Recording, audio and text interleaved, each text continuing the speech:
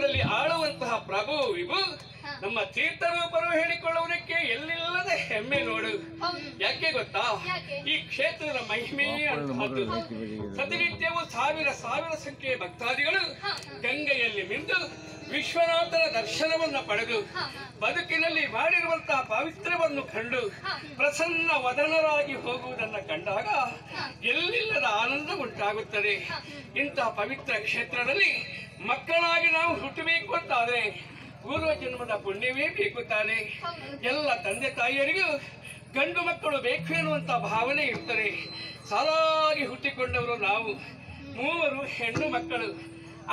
ಅಂಬಿಕೆ ಅಂಬಾಲಿಕೆಯರು ಎನ್ನುವ ಹಾಗೆ ಕ್ರಮವಾಗಿ ನಮಗೆ ಶುಭ ನಾಮಧೇಯವನ್ನು ಮಾಡುವುದರ ಜೊತೆಯಲ್ಲಿ ಯೋಗ್ಯವಾಗಿರುವಂತಹ ಗುರುಮಠಕ್ಕೆ ಕಳುಹಿಸಿಕೊಟ್ಟು ಎಲ್ಲ ರೀತಿಯಲ್ಲಿ ನಾವು ವಿದ್ಯಾವಂತರಾಗುವ ಹಾಗೆ ತಂದೆ ಅನುಗ್ರಹಿಸಿದ್ದಾರೆ.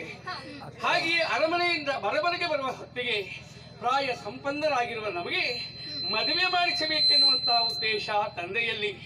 ಹಾಗೆ ಯೋಚಿಸುವುದಿದ್ರೆ ಮದುವೆ ಎನ್ನುವಂಥದ್ದು ಎಲ್ಲ ಹೆಣ್ಣು ಮಕ್ಕಳಲ್ಲಿ ಆಗಲೇಬೇಕು. ನಮ್ಮ ಮದುವೆ ಒಂದು ವಿಶೇಷವಾದಂತಹ ರೀತಿ. ವಿಕ್ರಮ ಪಣ ಎಲ್ಲ ಅರಸು ಮಕ್ಕಳನ್ನು ಇಲ್ಲಿಗೆ ಆಮಂತ್ರಿಸುವುದು, ಎಲ್ಲವರನ್ನು ಗೆದ್ದಂತ ಏಕೈಕ ವೀರನಿಗೆ ನಮ್ಮ ಮೂವರನ್ನೂ ಕೊಟ್ಟು ಮದುವೆ ಮಾಡಿಸುವುದು ಎನ್ನುವ ಹಾಗೆ. ತಂಗಿ, ಈ ಕ್ಷಣದಲ್ಲಿ ನಾವು ಈ ಕಾಶಿಯ ರಾಜಕುಮಾರಿಯರು ನಾಳೆಯ ದಿವಸ ಅಂತ ಆದ್ರೆ ಯಾವುದೋ ಒಂದು ವ್ಯಕ್ತಿಯನ್ನ ಕೈ ಹಿಡಿಯುತ್ತೇವೆ ನಾವು. ಆ ಚೈತ್ರ ಶುಕ್ಲ ಪಂಚಮಿ ಎನ್ನುವಂತಹದ್ದು ನಾಳೆಯ ದಿವಸ ಇರುವಂತಹದ್ದು.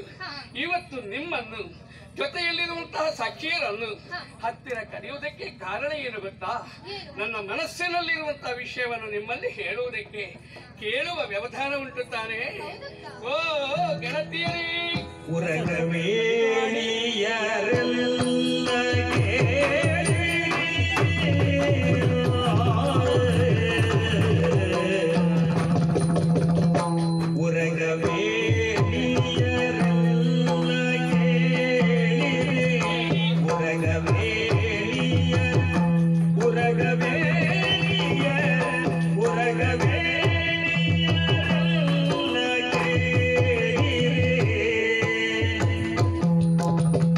ಸುರನ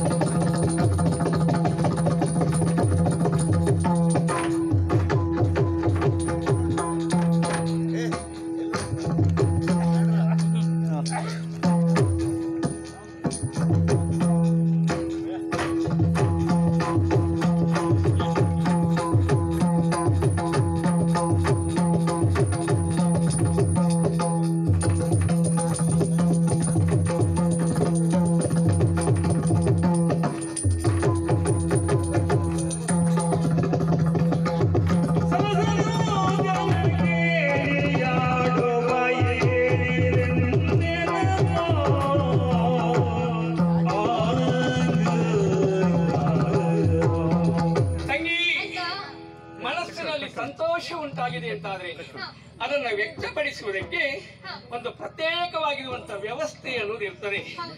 ನಾವು ಯಾವತ್ತೂ ಹಾಗೆ ಅಕ್ಕ ತಂಗಿಯರಾಗಿರುವ ನಾವು ನಮ್ಮನ್ನೇ ಅನುಸರಿಸಿರುವಂತಹ ಗೆಳತಿಯರು ಆಗಾಗ ಒಂದಾಗುವುದು. ನಿಮ್ಮ ಅಂತರಂಗದಲ್ಲಿರುವ ಅನಿಸಿಕೆಯನ್ನು ಹೇಳಿಕೊಳ್ಳುವುದಕ್ಕೆ ಒಂದು ಸೂಕ್ತವಾಗಿರುವಂತಹ ಕ್ಷೇತ್ರವನ್ನು ಆಯ್ಕೆ ಮಾಡಿಕೊಳ್ಳುವುದು. ನನ್ನ ಮನಸ್ಸಿನಲ್ಲಿಯೂ ಹಾಗೆ ಶೃಂಗಾರವತಿಯಾಗಿ ನಾಳೆ ಅಂದ್ರೆ ಮಧುಮಗಳಾಗಿ ಧಾರಾಮಂಟಪದಲ್ಲಿ ನಿಲ್ಲಬೇಕಾದಂತಹ ಸನ್ನಿವೇಶ. ಯೋಚನೆ ಮಾಡು ತಂಗಿ, ಮದುವೆಯ ವಿಷಯ ಬಂತು ಅಂತಾದ್ರೆ ನಾವು ಮದುವೆ ಆಗುವುದು ಯಾರ ಜೊತೆಯಲ್ಲಿ, ಅವ ಹೇಗಿರ್ತಾನೆ ಎನ್ನುವ ಒಂದು ಕಲ್ಪನೆ ಇರ್ತದೆ. ನಮ್ಮ ಮದುವೆಯಲ್ಲಿ ಹಾಗುಂಟ ಅನೇಕ ಜನ ಅರಸು ಮಕ್ಕಳು ಕಾಶಿಗೆ ಬಂದಿದ್ದಾರೆ. ಅವರಲ್ಲಿ ನಾಳೆ ಎನ್ನುವಂತಹದ್ದು ಹೋರಾಟ ನಿರ್ಮಾಣವಾಗ್ತದೆ. ಗೆದ್ದವನನ್ನು ನಾವು ಮದುವೆ ಆಗ್ತೇವೆ ಎಂಬಲ್ಲಿಗೆ ಅವ ರೂಪವಂತನಾಗಿರ್ತಾನೆ, ಅವ ವಿದ್ಯಾವಂತನಾಗಿರ್ತಾನೆ, ಅವ ಸರ್ವ ವಿಷಯಗಳಲ್ಲಿಯೂ ಪರಿಣತಿಯನ್ನು ಹೊಂದಿರ್ತಾನೆ. ಹೇಳುವ ಯಾವ ಪ್ರಶ್ನೆಗೂ ಉತ್ತರ ಇಲ್ಲ. ಉತ್ತರ ಏನು? ಒಬ್ಬ ವಿಕ್ರಮಿ ಆಗಿರ್ತಾನೆ. ಹೌದೇನೆ? ವನವಿಹಾರಕ್ಕೆ ಹೋಗಬೇಕು, ಜಲಕ್ರೀಡೆ ಆಡಬೇಕು ಅಂತಾಗ ನಾವೆಲ್ಲರೂ ಒಟ್ಟಾಗ್ತಾ ಇದ್ರು. ಇವತ್ತು ನಮ್ಮ ಒಪ್ಪಿಗೆ, ನಾಳೆ ನಮ್ಮನ್ನ ಕೈ ಹಿಡಿದವನ ಒಪ್ಪಿಗೆ ನಮಗೆ ಬೇಕಾಗಿರ್ತದೆ.